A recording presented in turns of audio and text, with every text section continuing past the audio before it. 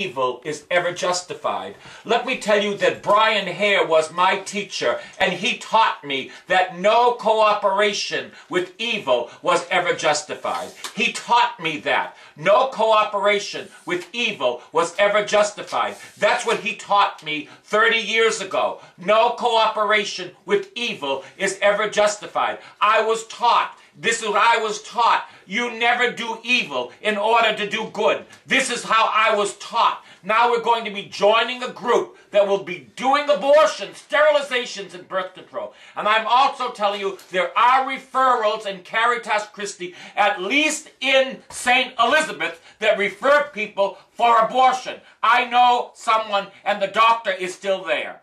Now, you know what? I am so tired. I am so tired of being called anti-abortion. When the Holy Father writes documents on the whole experience of the culture of death. Listen, for some of these pro-life groups, no cooperation with evil is ever justified, but that's more of a prophetic stand, a new way of applying the tradition. A new way?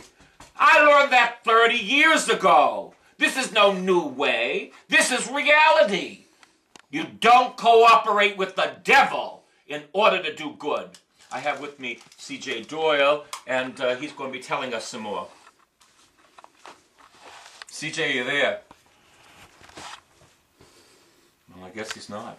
And when he comes, he can just talk.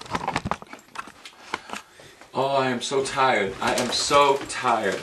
Because it seems like you're just all alone in this stuff. You think I want to do this kind of stuff? You think I want to play this kind of a game? You think I like doing this kind of stuff? This is evil. You cannot cooperate with evil. Let me also tell you that St. Elizabeth's has this brochure out, and I want you to see the brochure, and this is what it says. Listen now. We make it easy to care for yourself and for your family. Our financial coordinators can determine if you qualify and help you enroll in the right health plan for you. We even help you to choose your primary care doctor. Stop by St. Elizabeth's Medical Center, the place that refers abortion. And I don't care what the Cardinal says. I have a friend that was referred to kill her child. The child is now 5 or 6 years old. For information, to schedule an appointment, you call a coordinator at St. Elizabeth's. We even speak Spanish. Isn't that wonderful? Okay. And this is what's included. Commonwealth Care Health Insurance Plan covers doctor's visits, emergency room visits, overnight hospital stays, prescriptions, vision services, mental health and substance abuse services, and more. Isn't that cute? And more. Abortion, sterilization, birth control. Now, this is the issue, you see. The issue is this. One of the priests, or the church says that health care is a primary right. It is a right of people, okay? Then why doesn't Caritas Christi give health care to the poor? Because then we'll have to live by faith. Why do we have to depend upon the state that will do abortions? You know, if health care is a right, and a right to all people, why doesn't Caritas Christi open its doors? See, Caritas Christi knew, the hospital system knew that this was coming down the road. They tried to get rid of Caritas Christi. They tried to sell it. Don't do that. They tried to sell it. They tried to sell it. They tried to sell it, and no one would buy it. So what do now? We make a contract with the devil. Okay? And I'm going to tell you who the culprit is. Father Brian Hare. He's the culprit. And you know, he isn't man enough to answer the phone.